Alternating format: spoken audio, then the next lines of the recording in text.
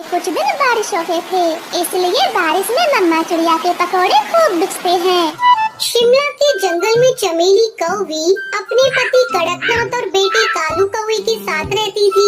चमेली कौवी का पति टैक्सी चलाता था।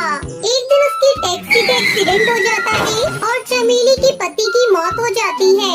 कड़कनाथ की मौत के बाद चमेली कौवी के लिए घर चलाना बहुत मुश्किल हो गया था। तब उसने अपने बेटे कालू कौवे को एक होटल में नौकरी दिलवा दी। इस तरह कई साल गुजर गए। अब कालू कौवा बड़ा हो चुका था।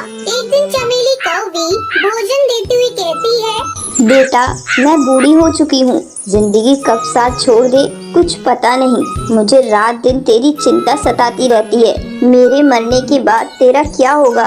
माँ, तुम ऐसी बातें क्यों कर रही हो? तुम्हें तो अभी बहुत जीना है। वो सब तो ठीक है बेटा, मैं सोच रही हूँ तेरी शादी कर दूँ। बहू घर में आ जाएगी तो मेरा भी बोझ कम हो जाएगा। अगर तू कहे तो मैं तेरे लिए कोई अच्छा रिश्ता देखना शुरू कर दूँ।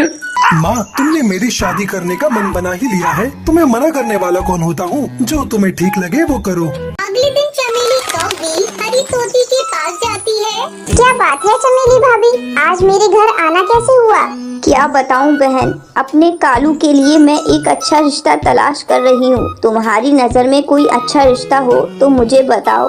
ये बात आपने बहुत अच्छी कही भाभी। ये देखो, कल ही एक चिड़िया की फोटो आई है, टुनटुनी नाम है। इसके साथ तुम्हारे बेटे की जोड़ी बहुत अच्छी रहेगी। बस एक ही कमी है, तुम्हें दहेज में कुछ भी नहीं मिलेगा। हरी तोती, मुझे अपने बेटे का घर बसाना है, मुझे दहेज नहीं चाहिए। जल्दी टुनटुनी चिड़िया और कालू कौवे की शादी हो जाती है। टुनटुनी चिड़िया खुशी खुशी अपने ससुराल आ जाती है और अपनी सास और पति की सेवा में सारा समय लगा देती है। बहू, थोड़ा अपने ऊपर भी ध्यान दिया कर। दिन भर मेरी और कालू की सेवा करती रहती है। मैं तुमसे बहुत खुश हूँ। इसी तरह समय गुजरने लगता है। टुनटुनी चिड़िया एक बच्ची की माँ बन जाती है। घर में खुशियों का माहौल था। अचानक एक दिन कालू के होटल का मालिक होटल को बंद कर देता है।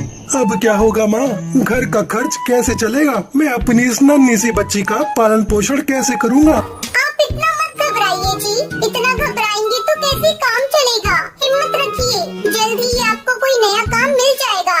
हाँ बेटा, बहू ठीक कह रही है। तू इतना मत घबरा, हम सब तेरे साथ हैं। अगले दिन से कालू कौवा नए काम की तलाश में इधर उधर भटकने लगा, लेकिन उसे कोई काम नहीं मिला। एक महीना गुजर जाता है। घर के सारे पैसे खत्म होने वाले थे। तभी एक दिन टुनटुनी चिड़िया कालू कौवे से कहती है, सुनो जी, अब से तुम्हें काम की तलाश में जाने की कोई जरूरत नहीं। हम अपना खुद का ढाबा खोलेंगे।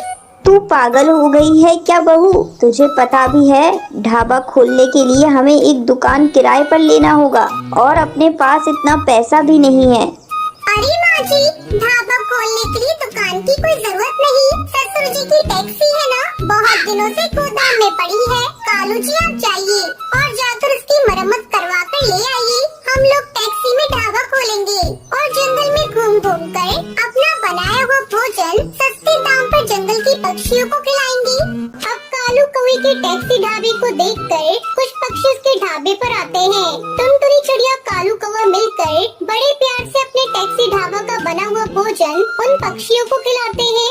इस तरह टुनटुनी चिड़िया और कालू कौवा मिलकर अपना ढाबा चलाने लगे और खुशी खुशी अपने परिवार के साथ रहने लगे।